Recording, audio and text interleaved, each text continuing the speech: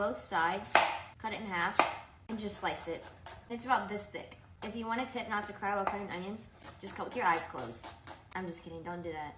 Or try it, I don't know. Next, I'm gonna do a few cloves of garlic. Most French onion soups don't call for garlic, but I personally cannot do a soup without garlic. So I'm gonna slice the garlic, not mince it. I'm just giving it a little slice, something like that. Now the rest of the work is just on the stove. We're gonna add 1/4 cup of butter to a pot. We're gonna melt the butter down. Once the butter's all melted, we're gonna add our onions. Make sure you coat the onions in that butter, adding that garlic too. I'm actually gonna add 2 more tablespoons of butter. We're not sauteing the onions, we're caramelizing them. It's gonna create a nice like depth flavor. We're gonna add a couple teaspoons of sugar. This process is gonna take a little bit, but you get that really good flavor. This is what the onions look like after 15 minutes. Very soft and translucent, but we want them a little bit darker. This is the color of the onions after additional 10 minutes. At this like mark in time, you really want to keep an eye on them because they will like burn instantly. So babysit the onions. This is the color I want. We're gonna turn the heat to low. We're gonna add like 4 tablespoons of flour, mixing immediately. Let this cook for about 2 more minutes. So now I'm gonna add a few splashes of brandy. You can use brandy or sherry, but I didn't have any sherry, I didn't feel like buying it. I'm gonna let this cook out. And yes, your kids can have this. Alcohol is gonna cook out. Next, we're gonna add some wine. Usually I would eyeball it, but I'm gonna give you guys measurements, so I have to like figure it out.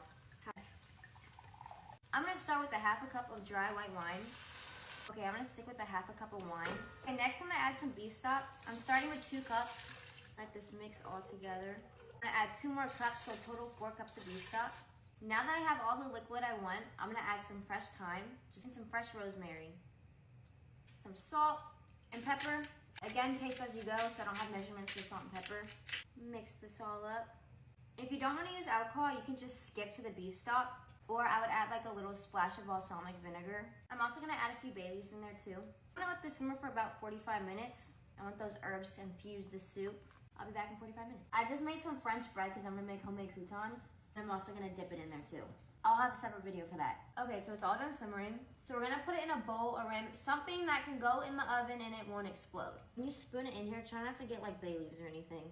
Putting it in the bowl. I just made these croutons homemade. We're gonna throw some croutons in there. For my choice of cheese, I'm gonna add some Swiss and some smoked Gouda on top. So this is what it looks like right now. Have the oven set to 400 degrees, top shelf. What you're looking for is for the cheese to be nice and bubbly and crispy on top. Okay, it's all done. Look at it. I'm gonna put some chives on top too. I love chives. Fresh bread that I also made. Nice souffle going on. No, it's not a souffle. Shit, I was guessing. What is it? French onion soup. Can I mix it up? Yeah. Smells good. Thanks. That hit the spot right there. It does? Mm-hmm. It's good. I wanted to spare it up like, good right there. Okay. I'm like being pushed out. That's a 15 out of 10 right there.